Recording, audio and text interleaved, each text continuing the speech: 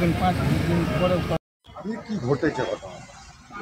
আজকে আমি ডিএম অফিসে এসেছিলাম দরখাস্ত দিতে। ডিএম স্যার ছিল না, তাই আমি দরখাস্তটা দিয়ে এসেছি। দেখি কি করে। আমার অভিযোগ হচ্ছে আপনার কি বলে ভোটার কার্ডে আমাকে আমার স্বামী মৃত করেছে। ওই আবার বিওলো করে, ওই বিওলোর পাওয়ার আছে বলে আমাকে ভোটার কার্ডে মৃত ঘোষণা করেছে। তো আমার পারিবারিক সমস্যা বলে আমাকে মৃত করে দিয়েছে। তো মাননীয় নির্বাচন কমিশন মহাশয়কে আমি জানাতে চাই আমার যেন বার্তাটা তার কাছে পৌঁছায়।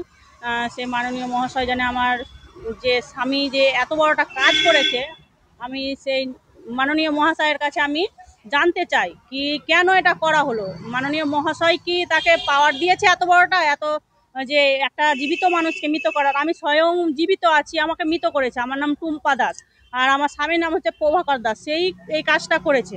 আমার সঙ্গে সমস্যা আমার ব্যক্তিগত সমস্যা, কিন্তু ও আমার আইডি নিয়ে এতটা করতে পারে না, আমার আইডি নষ্ট করতে পারে না। তাকে কোনো অধিকার দেওয়া নাই। কে অধিকারটা দিল, কি তথ্য দিয়ে আমাকে মৃত করলো, আমি সেটা দেখতে চাই। আর মাননীয় মহাশয় নির্বাচন কমিশনের কাছে আমি জানতে চাই কেন এটা করলো আর তার কি শাস্তি হবে। যেন কড়া থেকে কড়া শাস্তি দেওয়া হয়, কঠিন থেকে কঠিনতম শাস্তি হয়। ও যে মাস্টার ও শিক্ষক, ওর পাওয়ার আছে, ওর টাকা আছে বলে ওকে মানে ছেড়ে দেওয়া হবে। আমি যে গরিব বলে আমাকে কোনো ন্যায় বিচার দেওয়া হবে না, সেটা আমি জানি না। আমি ন্যায় বিচার চাই। আমি গরিব বলে আমাকে ন্যায় বিচার দেওয়া হবে না, সেটা আমি শুনবো না। আমি মাননীয় মহাশয় নির্বাচন কমিশনকে হাত জোর করে বলছি যেন আমাকে ন্যায় বিচার দেওয়া হয় আর তাকে শাস্তি দেওয়া হয় কঠোর থেকে কঠোর। কেন করলো এটা? আগে ওখানকার লোকজন বা কাউকে জানিয়েছেন? আমি ওখানকার একটা তাহলে সমস্যা আছে, সেটা শুনতে হবে। আমার তো পারিবারিক সমস্যা, তার জন্য আমার একটা ছোট বাচ্চা আছে 4.5 বছর 5 বছরের। তো সেই কারণে আমি থানা গেছিলাম, সাগরদিঘি থানা। তো বড় বাবুকে বলে আমাকে পুলিশ পাঠিয়েছিল বাচ্চাটা উদ্ধার করার জন্য। তো আমি সেদিন এই পরশুদিনকেই গেছিলাম। পরশুদিন গেছিলাম পুলিশকে নিয়ে।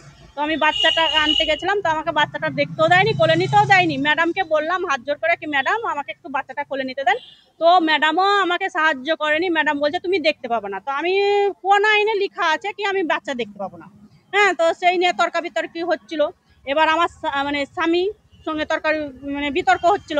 তো স্বামী আমাকে বলছে দেখছেন ওর ব্যবহার কেমন।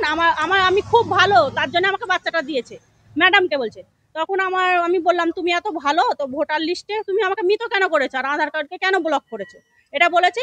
তখনই বলছে আমি যা করেছি বেশ করেছি, তুই যা পারিস করে নিস। সেই আমি ওকে এটা জানিয়েছিলাম, তাও ও কোনোভাবে মানে বললো না কি না আমি ভুল করেছি আমাকে ক্ষমা করে দাও, কিচ্ছু বলো না। আরও পাওয়ার দেখে বলছে তুই যা পারিস করে নিস। এটাই আমি জানিয়েছি। আমি পুরো খুব ভেঙে পড়েছি। আমি বুঝতে পারছি না কি করবো, আমার মাথা ঠিক নাই। আমি কিছু বুঝতে পারছি না। 3 দিন ধরে আমি না খেয়ে ঘুরে বেড়াচ্ছি। যেদিন থেকে আমি জানতে পেরেছি আমার কোনো খাওয়া নাই দাওয়া নাই, আমি শুধু হন্য হয়ে ঘুরে বেড়াচ্ছি জানি আমি ন্যায় বিচার পাই তার জন্যে। আমি ডিএম অফিসে জানিয়েছি, দরখাস্ত দিয়েছি, স্যার ছিল না, তার জন্য স্যারের সাথে কথা বলা হয়নি। স্যার মঙ্গলবার আসবে। আমি দেখি, আমি দরখাস্ত জমা দিয়েছি, কি বিচার করে স্যারেরা।